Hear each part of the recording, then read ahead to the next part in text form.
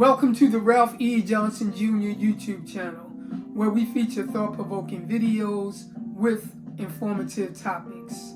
They say home is where the heart is, and when it comes to addressing crime and violence among our youth, home should be ground zero. Now, it's extremely sensitive when we talk about our children, particularly when we're talking about anything negative. But when it comes to crime and violence, this is something that we have to address. This is a dilemma that society is dealing with constantly, and we have to talk about it.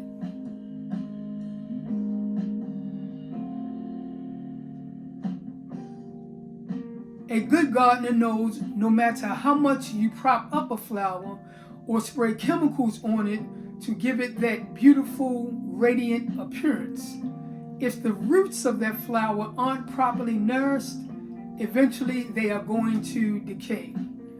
The flower may look beautiful and healthy on the surface, but without the essential elements for preservation of life, that flower cannot sustain its strength and its beauty, and eventually is going to have a dismal end. This is the same concept in the development of a child. On the surface, that child may appear to be healthy and strong, but like those roots beneath the surface, that child's home may be unhealthy and decayed. This is where the gardener comes in. In this case, the gardener represents the parents or the guardians of their child. In most cases, the child's future will be determined by parental guidance and the home environment of their child that reinforces life lessons. And this is why home is ground zero, where the child's quality of life will be determined. What we must understand, if a child's home is submerged in dysfunction, instability, hostility, and poverty, most likely that child will travel down a troublesome path. That child's ability to rationalize what is right will be limited because of the child's negative environment. This negativity includes exposure to negative TV, radio, social media, and social surroundings. The child will mimic a negative environment that inspires wrongdoing. The child will not have a sense of accountability because of the toxic environment that causes that child to constantly rebel from inner grief. In many cases, if a child does not receive love at home, that child will seek for love in other places, and those places may not be beneficial to that child. This is why home is so crucial.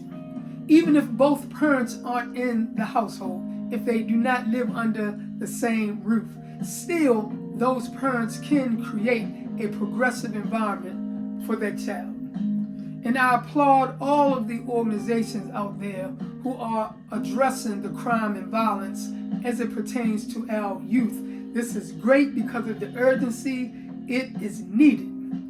But if all of those positive actions do not reflect or are not reinforced in their child's household, these are oftentimes temporary solutions. The organizations must work in accordance with the parents to maximize the impact. This will also strengthen the home. I know there are many parents out there who are stepping up to the plate, doing a tremendous job leading their child or children in the right direction. When I say child, I also mean children if the situation presented itself. But there are so many challenges in life that make it hard for parents to have the liberty to provide some of the much needed structure in a child's life, particularly in this day and time. You have single parents who are working 2 jobs, they are working double shifts, and they are doing all of this without the assistance of the other parent. Now, this poses a huge problem because it leaves this child with all of this unsupervised time. It makes the child vulnerable to negative media outlets and shady people who could care less about your child. And this is why two parents' involvement is always needed as long as the environment is healthy. Balance in your child's life is a game changer. I know sometimes even with two parents, a child is lost to the street. Parents are out there providing the best living conditions, the best education, giving their child quality time. Still, the child is lost to the streets. Based on statistics, this is rare, but sadly, it happens. Now I want to talk about another situation when it comes to parenting, which is actually kind of disturbing. You have parents who, for whatever reason, turn a blind eye to their child's negative behavior. They know their child is involved in a gang, out there selling drugs, carrying guns, robbing people, and so on. Yet, for whatever reason, they still turn a blind eye. Out of love, they sit around and pray that nothing happens to the child instead of involving themselves, taking the action to prevent their children from doing something that may lead to their child getting harmed or their child harming someone else. We need parents to become involved.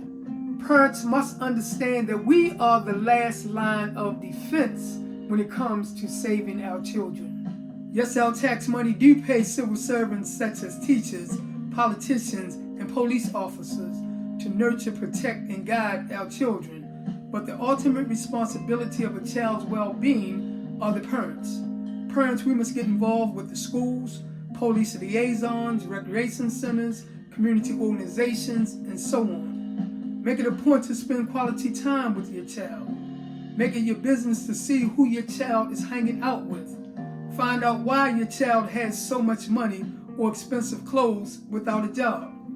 Also, definitely pay attention to who your child is dating. Let's be honest, if we scrutinized our children's behavior like we do teachers, police officers, and politicians, we will have a lot less problems out of our children. I definitely understand that it could be extremely intimidating in these days and times to raise a child.